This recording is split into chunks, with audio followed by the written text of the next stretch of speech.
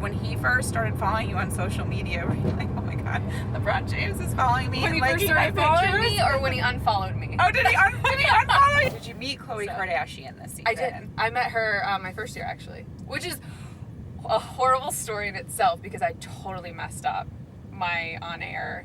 I took a hard look at myself in the mirror and thought to myself, if you're going to survive in this profession, you got to figure it out. And both guys came back and they laughed at me and they joked with me, but then both gave me a mistake that they have made and said, you're human, let it go. I can tell you one thing, and I agree wholeheartedly. If there's one guy that can survive and go on and understand that it's sport after something like that, it's Swish. Congratulations on the Emmys. Oh, thank you. That's awesome and so well deserved. I think you you do such a great job. Was that a little bit of a surprise to you that happened? Yeah, I think things like that I never expect it. Let's just put it that way. But you do work for it. You know, it's kind of a symbol. It's like a recognition for the season that had just been, right? And so you know what you go through, and you obviously know that they do come around every year at the end of the season, and it's a really good indicator, evaluation of your work. And but in terms of expecting it, so the overjoy and the surprise, and I remember the other night I didn't get to go, but I watched it on the live stream on Facebook, and it was the first year that I was up for like a solo as a sideline. Every other Emmy that we've won has been a part of like a team, and I was sitting there and I was watching it, and they announced it, and I actually cried because I was so just overjoyed. I was so shocked and surprised, you know? And I was a co-winner with Andrea, obviously, of the Indians. Yeah. And I love his work and his energy, and so, Andrea's a great guy, isn't he? Oh, he's so funny. Yeah, he's hilarious. I'm surprised. It's exciting, and it takes me a minute to like kind of get over it, you know? It's so well deserved. Let's talk a little bit about being a female sportscaster, because I feel like for women, the standard, like you're held to a higher standard, or just as women in broadcasting are held to a higher standard. Naturally, yeah. When you decided that you wanted to get into this business, did you have an idea of how you wanted to approach your coverage? I don't know if it was something where I just kind of put a lot of thought into that. I think it was one of those things of understanding the territory and kind of what I was about to dive into, because I was an education major, first of all. So it was kind of a whirlwind when I changed my major. But I think just naturally understanding what comes with a profession and a career in general, I knew that it was going to take hard work, you know, and I knew that it was going to take time. And I'm someone who I'm all in, or like I can't half-ass anything, you know, so to speak. And so that's not how I operate. And so when I got into the business, I think that's what I thought first. And then you get here and you realize and understand the men to women kind of ratio that's there, but also you don't want to walk around every day and think of it that way. Right, because you know that you put the effort in and you work just as hard, and your colleagues respect you. Obviously, the guys on the team, all of the members of the Cavs respect you too. You can tell by the way that they interact with you. You're smart. Your delivery is great. You're also a beautiful woman. And I think sometimes that then people think, oh, well, no one's going to take them seriously. But you bring your A game. And do you feel like that took time to earn the players' respect? Oh, yeah. Yeah? Oh, yeah. So, it's funny you say A game, because my dad has taught, I have an older sister and a younger brother, and he has taught us that, my mom and dad have taught us that from like day one, is giving your all. And he puts it into, I mean, we're all athletes, so it's like, bring your A game. That's, you know, what it's about. And that goes for every single thing I do, whether that's earning respect, whether that's delivering a hit, whether that's showing up every single day, having the right attitude, and so forth. But when it comes to earning the respect, it's about trust. And the one thing I've learned, I think, over the last 4 years, is that when you're covering someone, an athlete, a professional, like LeBron, for instance, who sets such high expectations and standards naturally, if he's going to prove and show the dedication he has to his craft every single day, then why shouldn't I?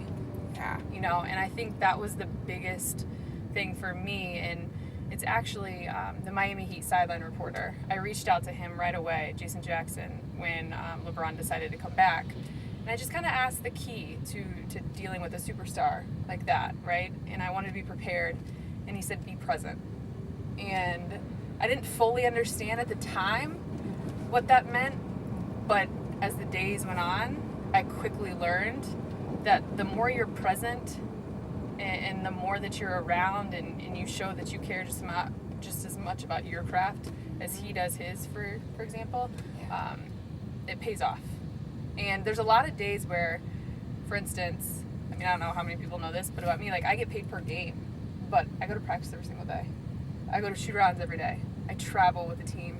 I'm at everything that I'm allowed to be at. I think in 4 years since I've been able to step into practice, I can count maybe on one hand, maybe less than 10 times, the amount of practices I've missed. Yeah, it's really total immersion for you. Mm-hmm.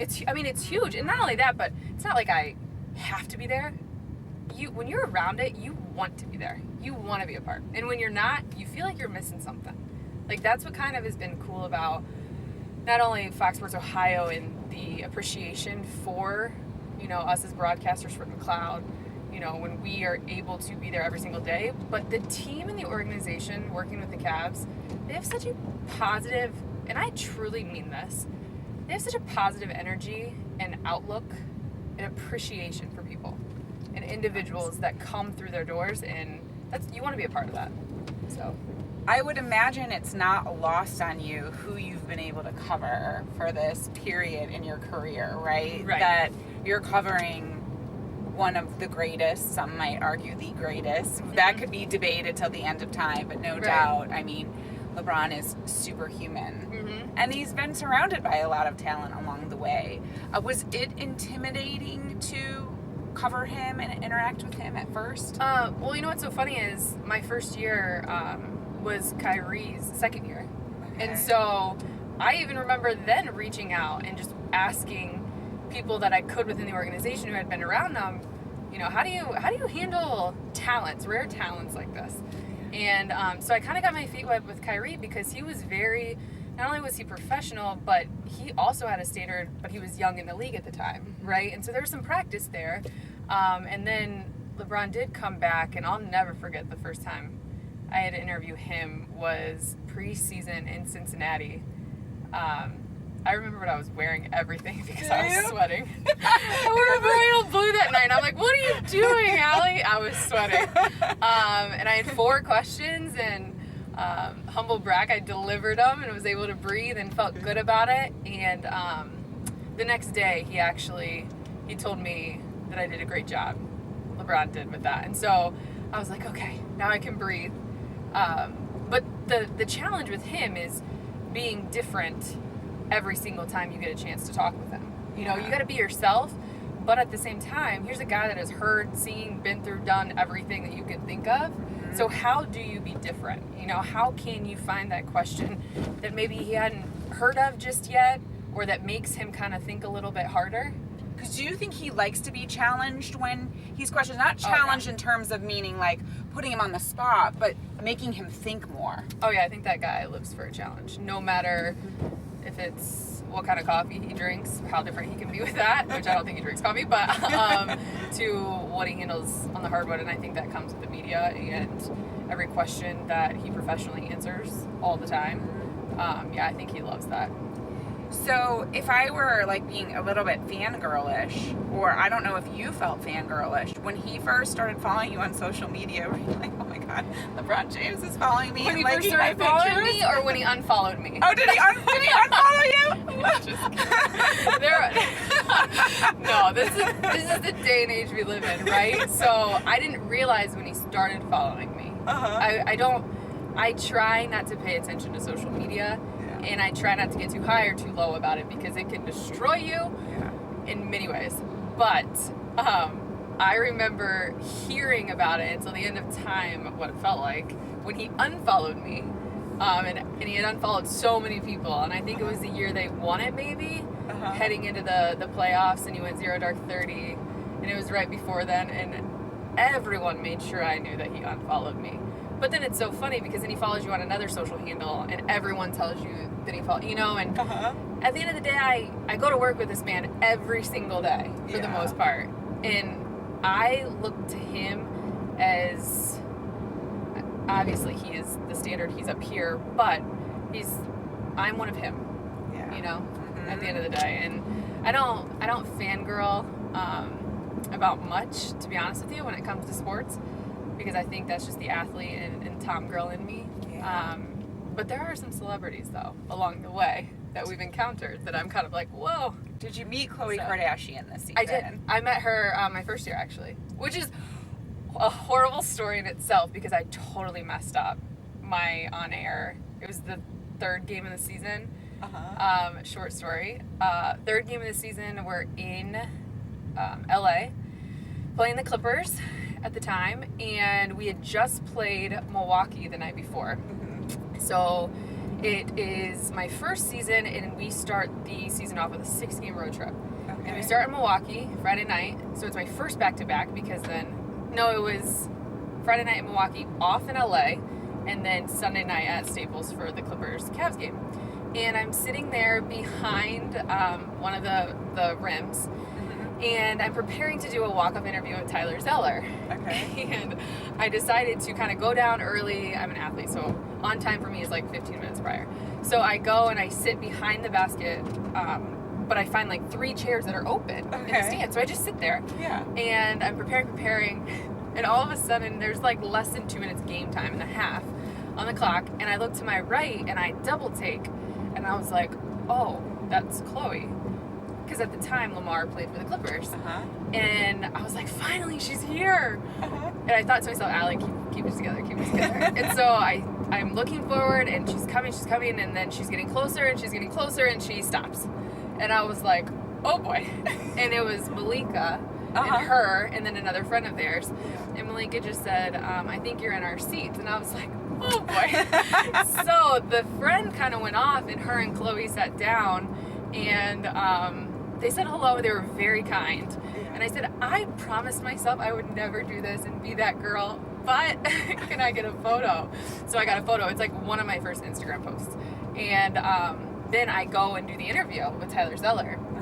And I asked 2 questions. I remember in my head thinking, oh, that was awesome, Allie. But right after I give my second question and get the answer, I send us to commercial. And so it's like 10 seconds. And I was like, blah, blah, blah. Cavs lead the Bucks at the half. Oh, no! And so my producer in my ear was like, Allie, that was great, but I need to let you know calmly, we're playing the Clippers. And I was like, what did I say? And he was like, the Bucks. Luckily, it was like 10:30 Eastern, 11 o'clock p.m. Eastern, so people were probably in bed, but there were some people on social media that was like, she should be fired, she doesn't even know who they're playing, blah, blah, blah. Did they say that? You should be fired? So I saw that you're reading The Subtle Art of Not Giving a Fuck. I just finished it. I don't even know the last time I finished a book from cover to cover. It is incredible. Yes. The perspective with every chapter hits hard.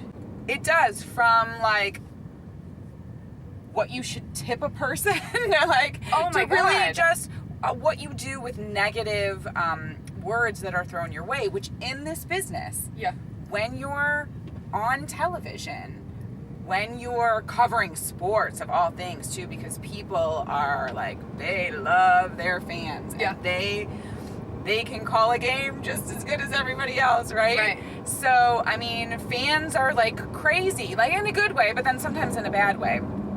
So I think when you're covering sports and you have venom thrown at you, you need to know how to let it bounce off of you. Did you always have thick skin? So, I think that I've always had tough skin. I have an older, like I said, I have an older sister, younger brother. Very close. We always would play hoops in the driveway. Very competitive. But there's a difference between being competitive, being an athlete, having that kind of tough skin, and having a certain level of confidence that reminds you that you belong. Yeah. If that makes sense. And so when I was reaching out, I did a thesis in college during my master's on women in sportscasters and their struggle for equality, and this was back in 2011-12. And I interviewed 6 women sportscasters: Christine Brennan, Robin Roberts, LaChina Robinson, Steph White, all of which I spent about 30 to 45 minutes interviewing. And one thing that's really stuck with me was LaChina Robinson told me that there's a certain level of confidence that you have to possess in this business. And it's not an arrogance. It is a reminder that if this is really where you want to be and you put in that time and that hard work, then remind yourself often that this is where you belong. No matter what is said to you, at you, about you, towards you. And it's stuck with me from a standpoint of my first year. Every time I would deliver a hit on TV, I would go back to my seat, pick up my phone, and I would search my name on Twitter. I wouldn't read the mentions. I would go look for what people had to say about what I just did or what I look like. And after that year, I had a time where I took a hard look at myself in the mirror and thought to myself, if you're going to survive in this profession, you got to figure it out. Yeah. And you got to not care, not give a fuck. I'm not giving a fuck. Yeah. About what is said about you all the time. Was there like that moment for you when maybe it was something difficult that happened where you were challenged and wondered, like, is this where I'm supposed to be? But then you had like a breakthrough moment? You know what's funny is I feel like there's little challenges every single day. Like, I still get nervous and I still have adrenaline rush and I still sweat through my clothes before every time I go on TV. But when it happened 2 seasons ago, so into my 5th year, when I had kind of a mess up on air with my words, when people heard one thing and truly it wasn't, but perception is perception, you know, and there was an instance where I was giving a report and I'll just say it. So people thought I said masturbation on air, and I had to shut down all my social media for... I can only imagine the pervy people that came out of the woodwork. Days. Yeah, just because the things people say about you and the blogs that become about you and the way people then kind of frame or create this identity of who you are based off of one mistake. I mean, I'm very young in this profession because I can only imagine the mistakes that are ahead of me. What did you really mean to say? So I give huddles, so I'm able to listen into every huddle that goes on. So I went back and LeBron was at the free throw line and I was going to say, based off of my observation, and I changed mid-sentence and basically said something like, I went to like not use that word. I don't even know anymore what I said. You combined a couple of words. It just came out wrong. And I changed my thought mid-sentence, which who does that? I do. A lot. I think a lot of people do that. And so it came out the way it did. And all I remember about the moment was, man, I haven't twisted my words in a while. Like, man, that sucked, you know, because I'm very critical. But I didn't expect for what came of it via social media. And so I shut down my social media for 3 straight days. Because you want to search your name. Yeah. You want to search your name and you want to respond. And the last thing you should do is respond. For sure. And it's hard because I think when you're backed into a corner, I've found that usually you want to defend yourself. That's the first thing you want to do. Naturally, yeah. And when people are nasty, they're not necessarily smart. Right. So you want to come back with something really clever because you know you could say something even smarter. Mm-hmm. Yeah. And then you realize when you do that, I always say it's like giving milk to a starving feral cat. Like, then they're just going to keep coming back for more, right? You give them a little, because as soon as you acknowledge, then it's like they get attention that they never get. Right. Yeah. So you feed the monster. Exactly. And that's another thing, though, that you have to understand is, although it doesn't always seem fair, it is naturally part of the territory that we are stepping into. Yes. Right? I mean, but that's where I think I've kind of learned, because the guys were so good to me when that happened. The team, they joked with me. They told me to let it go. I remember, actually, Richard Jefferson and LeBron came back to me actually on the plane, because I forget who we played that night when I did it, but then we were off Saturday, and Sunday the team played OKC, and then we got on the plane to go to Dallas. And both guys came back and they laughed at me and they joked with me, but then both gave me a mistake that they have made and said, "You're human, let it go." You know? And the one thing I've learned too is if you're not able to laugh at yourself, then what are you doing? Right. So now then, in traveling with the guys all the time, think of it, then take it to their level. How often people can be negative and difficult and really criticize them. You've had a chance to get to know them. Do you feel a bit protective, or do you feel like you want to defend some of the things that are said about them when you know their true character? Oh, all the time. And you really because they become friends, they become like family when you're traveling together like that all the time. One example, I found myself doing a lot of just, casual conversation was with Swish, JR. You know, when you get to know JR as a person and as an individual, his family, his little girls, his wife, they are the most down-to-earth, genuine people, family. You know, you see his mom and dad rolling through the queue all the time as well, that I've been able to kind of cross paths with in this profession. And he's one that, it may have been one thing for him early on in his career, but I've had conversations with him before too of how much Cleveland has changed him. And that's a guy who spent a lot of time in the league before even coming here, and he was able to quote unquote change as a man. I think there's a lot of genuine love and respect between he and the city of Cleveland, and just kind of that outlook and kind of perspective that he has and that people should have on him. He did Driving Cleveland. We did an episode with him. He? Yeah, and when it was set up, we were like, okay, we'll have 30 minutes. It was on a Sunday. He actually drove, and he drove around the city for an hour and a half. He's the best. The best. Like, at one point, I was like, dude, I'm just gonna settle in. Like, I'm driving around Cleveland in a Rolls Royce with J.R. Smith. Like, I guess we're just gonna have to start BSing. Like, I kind of got through everything I wanted to get through. But he loves the city so much. Such a genuine, nice soul, right? He really is, yeah. So, game 1 of the finals. Yeah. Ends in a really difficult way. You're a reporter. You're also a human being who likes him. Does your heart break for him in that moment? How did you feel in the moment at the end of game 1? I had plans to go to dinner with some media people that night, and the second I got on the bus, I sent a text to them and said, I can't make it. And I went back to my hotel room, and I just sat there, and I thought over and over and over again in my head what so many individuals on that team, including JR, were feeling in that moment. And I think that's where I realized